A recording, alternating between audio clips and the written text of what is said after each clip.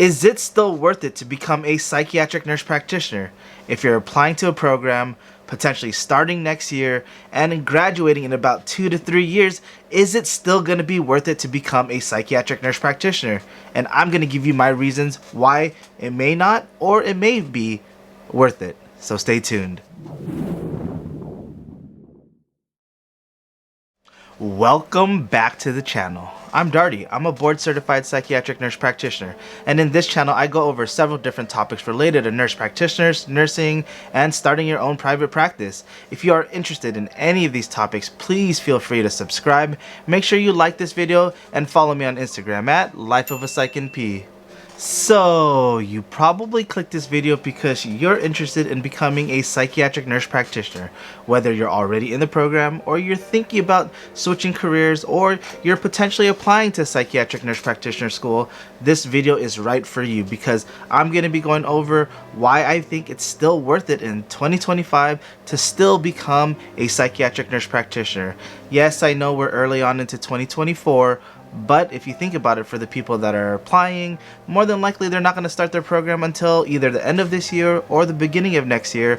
Or if you're already in the program, more than likely you're not going to be board certified, have all your things ready and credentialing ready and all the different paperwork and licensure ready, and you're not going to be actually practicing until 2025. And people are constantly asking me if it's still worth it, and I'm going to go over those things, but I definitely do feel like it's still worth it, and I'm going to be giving you 5 reasons why it's still worth it to become a psychiatric nurse practitioner in 2025. So let's go. So the very first reason why I think it's still worth it to become a psychiatric nurse practitioner in 2025 is there's a huge demand for mental health services, whether you're providing psychotherapy to individuals, couples, or groups, or you're providing medication management, or you're being able to provide some type of coaching. There's so many different things involved in mental health and being able to provide mental health care that it's opening up a lot more opportunities for us nurse practitioners to be able to provide these type of services, because more and more people are wanting to seek out services, which is going to be able to provide us with more opportunities to hire on new grad nurse practitioners, to hire on experienced nurse practitioners, and being able to expand programs. And this is a good thing, especially for psychiatric nurse practitioners as a whole. The demand is there, and if you're wanting to be able to get into the field because you're wanting to help, because more and more people are wanting the services, this is definitely a field for you.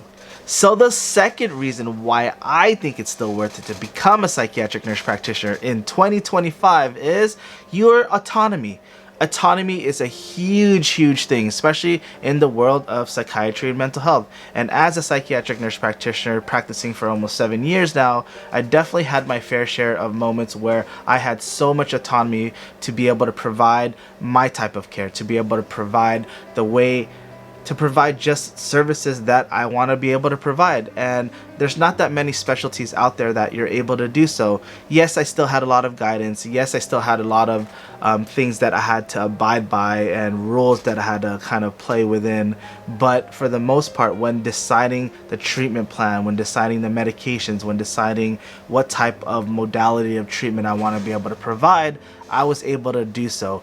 Luckily for me, I had a lot of guidance in the very beginning, so I was able to get a lot of the help up front. But at the same time, not many people are going to get that, so that definitely can be a con. But for the most part, autonomy is a huge thing, especially as more and more states are starting to become independent, and California is starting to head towards that, and that's a good thing. But more and more states that are starting to become independent, it's going to give you more autonomy into the type of care you want to be able to provide. And for the individuals that are in independent states, they get to decide on what type of care they want to do, whether it's going to be therapy only, or whether it's going to be a combination of medication management and therapy, or maybe it's just medication management.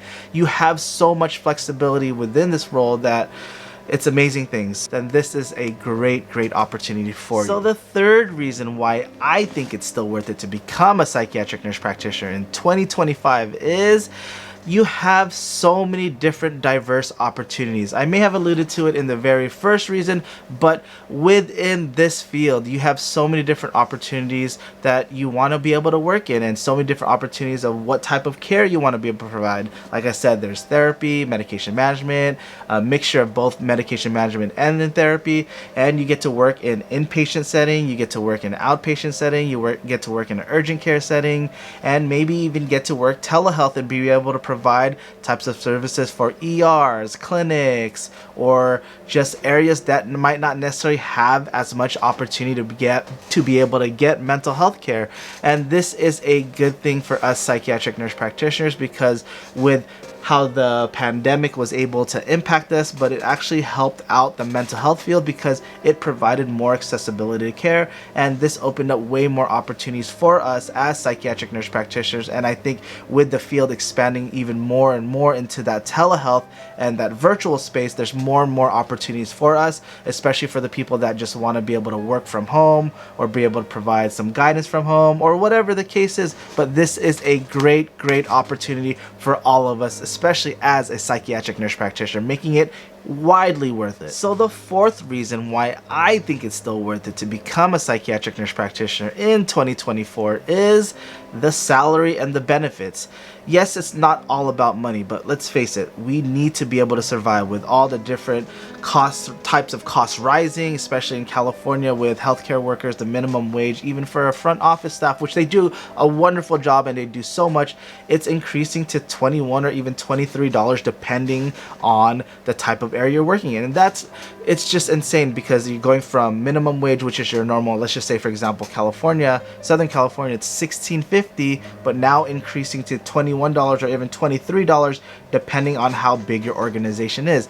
And more costs are starting to pile up with inflation occurring, and this is becoming overwhelming. And as our field is increasing and there's more opportunities out there and there's more individuals that are starting companies to be able to provide services for people that are wanting mental health services, this offers us a competitive salary. And it may not be as high as before because there are not that many of us Psych NPs compared to now, but salary is very competitive and lucrative, and there's so many different ways on how you can make money and make a high wage. And not only is it going to be based off of just a salary or compensation in general, just that financial aspect, but then also the benefits that are involved with being a psychiatric nurse practitioner, especially if you're in the VA, the county setting, or you're the state setting.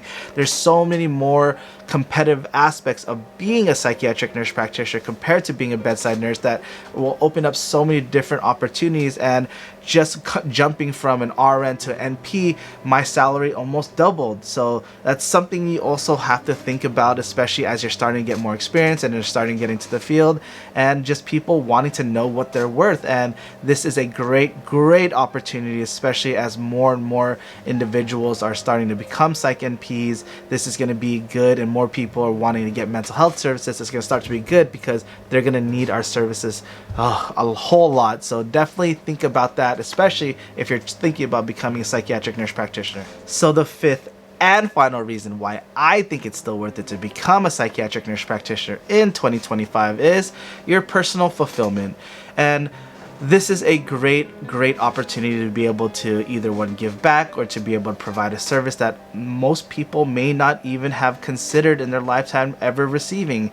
And you might impact so many different people. And if for the people that are wanting to work with the pediatric or the children adolescent population, the impact you're going to have for that first time care and the impact you're going to have for parents that are wanting to seek out services for their child, it's going to be huge. And this goes way beyond financial compensation, way beyond your wanting to have a better work-life balance. It's just some sort of fulfillment, especially if you're working in the inpatient or the outpatient service. More so outpatient services, where you're going to be able to provide services from the very beginning all the way to maybe even their adulthood, and you're going to be able to provide so much of the services and make that impact from the very beginning. And I'm here to tell you that it is extremely fulfilling, and I definitely love and enjoy my career, especially being a nurse practitioner, especially for almost 7 years now, and I love every single minute of it. Well guys, I hope you enjoyed this video. I hope I was able to shed light on why I think it's still worth it to become a psychiatric nurse practitioner in 2025. And if you're still on the fence, definitely think about it. Take these things into consideration, especially when you're thinking about it. And worst case scenario, if you have any issues, concerns, or questions about whether or not you should, especially depending on your circumstance, please feel free to drop a comment down below, DM me on Instagram, and I'll be more than welcome to help you out. Until next time, bye!